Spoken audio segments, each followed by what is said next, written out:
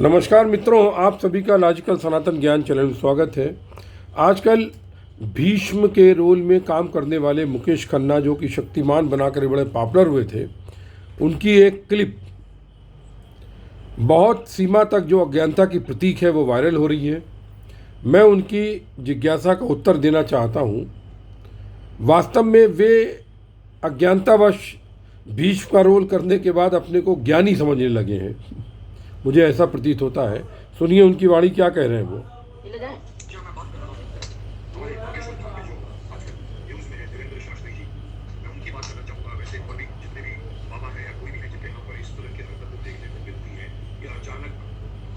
पूरे पंडाल में औरतें खड़ी हो जाती हैं और आगे आकर नाचने लगती हैं, बाल नोचने लगती हैं, गिरने लगती हैं, रेंगने लगती हैं। क्या और ऊपर से ये जो बैठे रहते हैं स्वामी जी जो है, जिनका भी आप बहुत बड़ा एक कंट्रोवर्सी चल रहा है कि ये सचमुच जादू जानते हैं या टोना जानते हैं। मैं ये जानना चाहता हूँ कि डिस्कशन हो रहे हैं कि क्या वो सनातन धर्म का अपमान कर रहे हैं।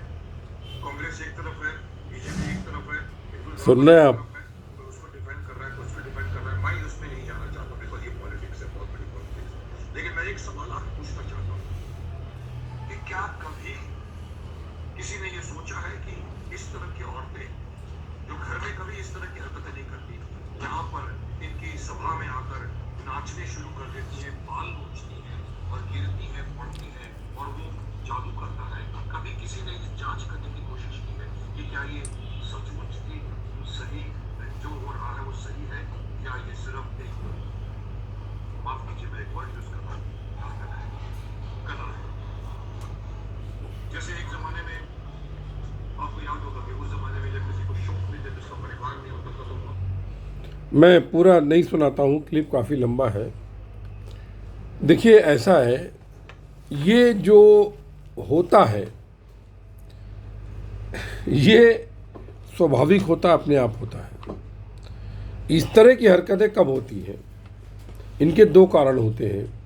एक तो ये, अगर किसी की कुंडलिनी शक्ति जागृत होने को होती है या हो जाती है तो उसको क्रिया के रूप में इस तरह के काम हो जाते हैं।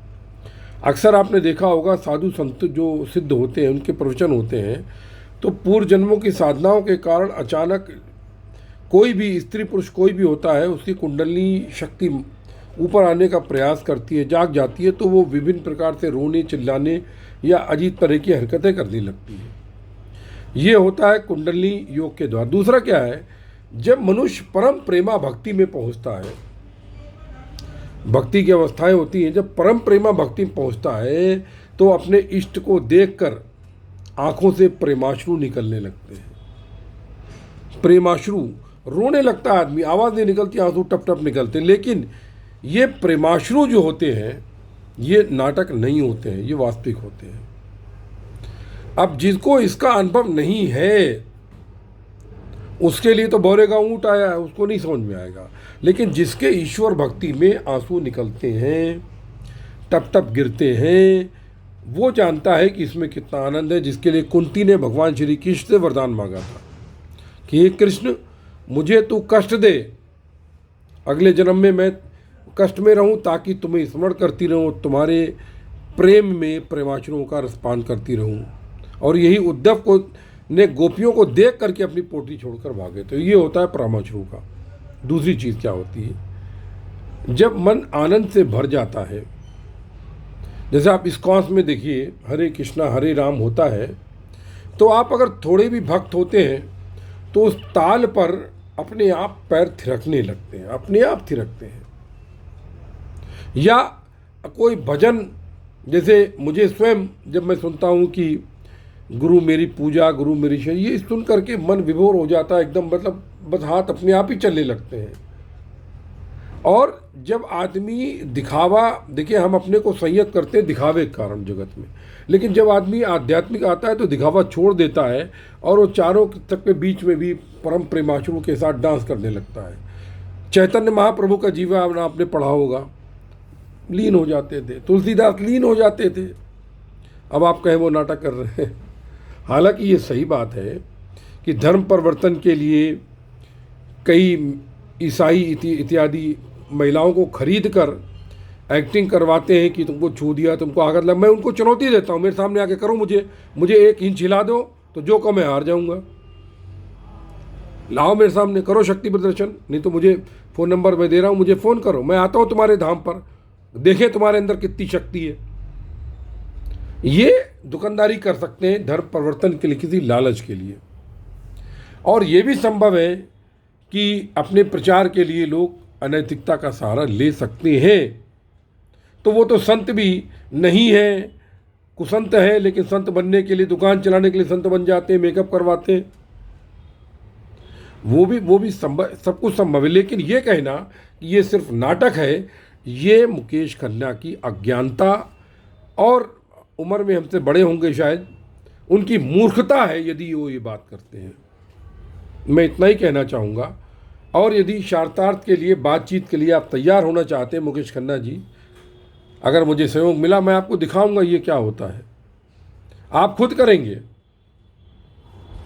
लेकिन जब तक में आपको ये अनुभूति नहीं होती है, आप इसको कुछ भी कह सकते हैं। घायल की गति घायल जाने और न जाने कोई। जिसको राम रस का, जिसको प्रभु की चिंता का, प्रभु की भक्ति का आनंद प्राप्त है, वो नाटक नहीं करता है, उसको वास्तविक होता है। ये मनुष्य के मन की आध्यात्मिक सीढ़ी की एक अवस्था है जब प्रेमाश्रु निकलते हैं। अब मैं आपसे कहूँ, आप यकीन नहीं करेंगे, जब मैं किसी मित्र के साथ मंदिर में बैठता हूँ, लोग दारू फारू पीते हैं, जितना नशा उनको आता है उससे दुगना हमको आता बिना पिए हुए। अब आप कैसे, सहस्त्र सार से रस की बूंद टपकती है और वो नशा देती है। अब आप नहीं मानेंगे क्योंकि आपको अनुभव ही नहीं है, आप कभी ध्यान में बैठे ही नहीं, बैठे भी तो दिखावा किया आपने। आप कभी 6 घंटे ध्यान में बैठ पाते हैं कि आपकी औकात है 6 घंटे बैठने की? बैठ ही नहीं पाएंगे, क्योंकि आप तो शक्तिमान नकली बने हुए, असली थोड़ी ना है कोई। आप बात कर रहे हैं कुंडली शक्ति की और यहाँ पर क्लिप डाल रहे हैं एकदम बेवकूफ़ी का। मैं तो ये कहूँगा मुकेश खन्ना जी, आप थोड़ा अध्ययन कीजिए, किसी सदगुरु की शरण में जाइए और कुंडली शक्ति वास्तविक उसकी क्या क्रियाएं होती हैं, और जब कुंडली शक्ति जागृत होती है तो किस तरह से घूर्णन होता है, किस तरह से आवेग आता है, वो जब आपको एक बार अनुभव हो जाएगा तो आप समझ में आ जाएगा आपके। तब तक में, इसके पहले आप ये क्लिप महाबकवास, महागलत, और मैं इसका खंडन करता हूँ। दुनिया में सब कुछ नकली नहीं होता है। मैं ये नहीं कह रहा हूँ नकली हो सकता है, लेकिन हर चीज़ नकली नहीं होती है। जिस दिन 100% नकली हो जाएगा, ये धरती मिट जाएगी। ये बात आप नोट कर लीजिए। जय गुरुदेव, जय माँ काली। आप सभी के हृदय में अवस्थित परम ब्रह्म को नमस्कार करता हूँ। जय गुरुदेव, जय माँ काली। स्वस्थ रहें, व्यस्त रहें, अस्त व्यस्त ना रहें।